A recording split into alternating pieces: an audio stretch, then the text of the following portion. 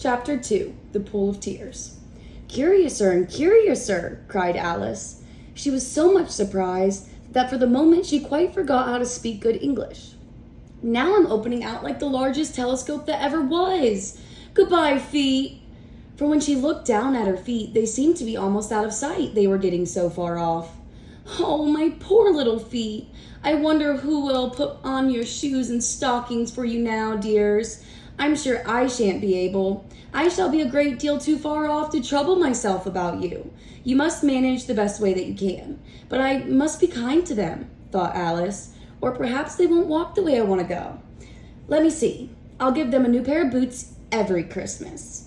And she went on planning to herself how she would manage it. They must go by the carrier, she thought, and how funny it'll seem presenting to one's own feet, and how odd the directions will look.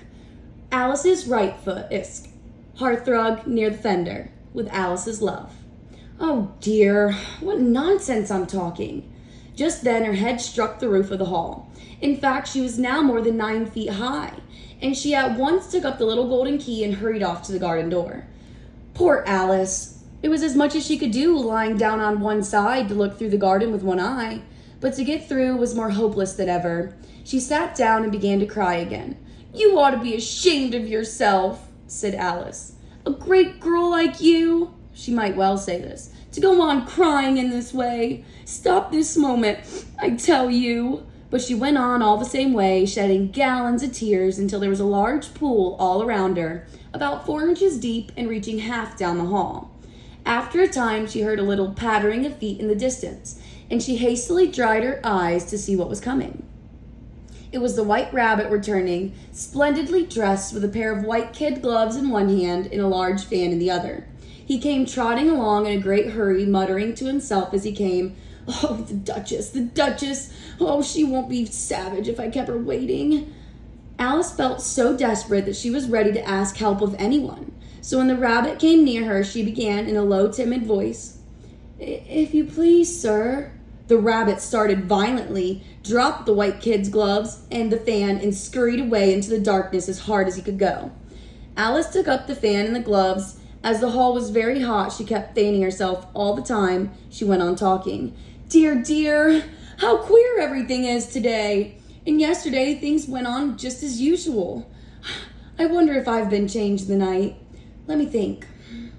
Was I the same when I got up this morning? I almost think I can remember feeling a little different. But if I'm not the same, the next question is, who in the world am I? That's the great puzzle." She began thinking over all the children she knew that were the same age as herself to see if she could have been changed for any of them. "I'm sure I'm not Ada," she said, "for her hair goes in such long ringlets and mine doesn't go in ringlets at all. And I'm sure I can't be Mabel, for I know all sorts of things that she knows very little. Besides, she's she and I'm I. And, oh dear, how puzzling it all is. I'll try if I know some things I used to know. Let me see. 4 times 5 is 12, and 4 times 6 is 13, and 4 times 7 is... Oh dear, I shall never get to 20 at that rate. However, the multiplication table doesn't signify. Let's try geography. London's the capital of Paris, and Paris is the capital of Rome. And no, that's all wrong, I'm certain. I must have been changed for Mabel. I'll try to say how doth the little..." And she crossed her hands in her lap as if she were saying lessons and began to repeat it. But her voice sounded hoarse and strange, and the words did not come the same as they used to. "How doth the little crocodile improve his shining tail, and pour the waters of the Nile on every golden scale? How cheerfully he seems to grin, how neatly spread his claws, and welcome little fishes in with his gently smiling jaws." "I'm sure those are not the right words," said poor Alice, and her eyes filled with tears again as she went on. "I must be Mabel after all. I shall have to go and live in that poky little house and next to no toys to play with. Oh, and ever so many lessons to learn. No, I've made up my mind about it. If I'm Mabel, I'll stay down here. It'll be no use up there putting their heads down saying, 'Come up again, dear.' I shall only look up and say, 'Who am I then? Tell me that first. And then, If I like being that person, I'll come up. If not, I'll stay down here till I'm somebody else. But, oh dear, cried Alice with a sudden burst of tears. I do wish they would put their heads down. I'm so very tired of being all alone here. And she said this, and she looked down at her hands, and was surprised to see that when she put on the rabbit's little kid's gloves as she was talking. How can I have done that? She thought. I must be growing small again. She got up and went to the table to measure herself by it, and found that as nearly as she could guess, she was now about 2 feet high, and was going on shrinking rapidly. She soon found that the cause of this was the fan that she was holding. She dropped it hastily, just in time to avoid shrinking away altogether. That was a narrow escape, said Alice, a good deal frightened at the change, but very glad to find herself still in existence. And now for the garden. And she ran with all speed back to that little door. But alas, the little door was shut again, and the little golden key was lying down on the glass table as before. And things are worse than ever, thought the poor little child.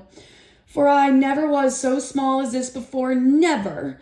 And I declare it's too bad that it is. As she said these words, her foot slipped, and in another moment, splash, she was up to her chin in salt water. Her first idea was that she had somehow fallen into the sea. And in that case, I can go back by railway, she said to herself.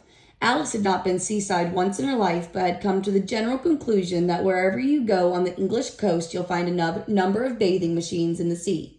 However, some children digging in the sand with wooden spades and a row of lodging houses, and behind them, a railway station. However, she soon made out that she was in a pool of tears that she had wept when she was 9 feet tall. I wish I hadn't cried so much, said Alice as she swam about, trying to find her way. I shall be punished for it now, I suppose, by being drowned in my own tears. That will be a queer thing, to be sure. However, everything is queer today.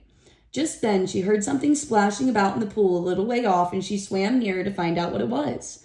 At first she thought it must be a walrus or a hippopotamus, but then she remembered how small she was, and she soon made out that the only thing it was a mouse that had slipped in like herself.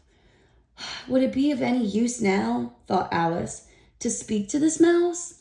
Everything is so out of the way down here that I should think very likely it can talk. At any rate, there's no harm in trying. So she began, Oh, mouse, do you know the way out of this pool? I'm very tired of swimming about here. Oh, mouse! Alice thought this might be the right way of speaking to a mouse. She'd never done such a thing before, but she remembered having seen in her brother's Latin grammar, a mouse, of a mouse, to a mouse, oh mouse. The mouse looked at her rather inquisitively and seemed to with a wink of one of its little eyes, but it said nothing. Perhaps it doesn't understand English, thought Alice. I dare say it's a French mouse. Come over with William the Conqueror. For with all of her knowledge of history, Alice had no clear notion of how long ago nothing happened. So she began again, Où est mon chat? Which was the first sentence in her French lesson book. The mouse gave a sudden leap out of the water and seemed to quiver all over with fright. Oh, I beg your pardon, cried Alice hastily, afraid that it had hurt the poor animal's feelings. I quite forgot you don't like cats. Not like cats, cried the mouse in a shrill, passionate voice. Would you like cats if you were me? Well, perhaps not, said Alice in a soothing tone. Don't be angry about it. And yet I wish I could show you our cat Dinah. I think you'd take a fancy to cats if you could only see her. She's such a dear, quiet thing, Alice went on, half to herself as she swam lazily about in the pool. And she sits purring so nicely by the fire, licking her paws and washing her face. And she's such a nice, soft thing to nurse. And she's a capital one for catching mice. Oh, I beg your pardon, cried Alice again. For this time, the mouse was bristling all over, and she felt certain it must be quite offended. We won't talk about her any more if you'd rather not. We indeed, cried the mouse, who was trembling down to the end of his tail. As if I would talk on such a subject. Our family always hated cats. Nasty, low, vulgar things. Don't let me hear the name again. I won't indeed, said Alice in a great hurry to change the subject of the conversation. Are you fond of dogs? The mouse did not answer, so Alice went on eagerly. There's such a nice little dog near our house. I should show it to you if you like. A little bright-eyed terrier, with, such long curly brown hair. And it'll fetch things when you throw them. And it'll sit up and beg for its dinner and all sorts of things. I can't remember half of them. And it belongs to a farmer, And he says it's so useful it's worth 100 pounds. He says it kills all the rats and... Oh dear, cried Alice in a sorrowful tone. I'm afraid I have offended it again. For the mouse was swimming away from her as hard as it could go, and making quite a commotion in the pool as it went. So she called softly after it, Mouse dear, do come back again, and we won't talk about cats or dogs either if you don't like 'em. When the mouse heard this, it turned around and swam slowly back to her. Its face was quite pale, with passion, Alice thought. And it said in a low, trembling voice, let us get to shore, and then I'll tell you my history, and you'll understand why it is that I hate cats and dogs. It was high time to go, for the pool was getting quite crowded with birds and other animals that had fallen into it. There were a duck, a dodo, a lory, and an eaglet, and several other curious creatures. Alice led the way, and the whole party swam to the shore.